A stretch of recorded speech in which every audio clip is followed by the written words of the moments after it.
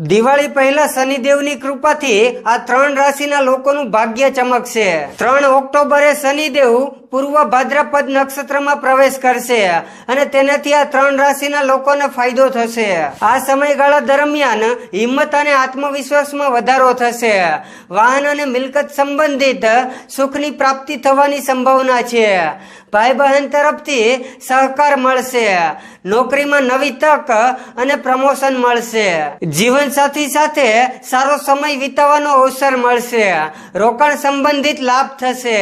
શનિદેવના નક્ષત્રમાં થતો બદલાવ મકર રાશિના જાતકો માટે અનુકૂળ બની રહી છે।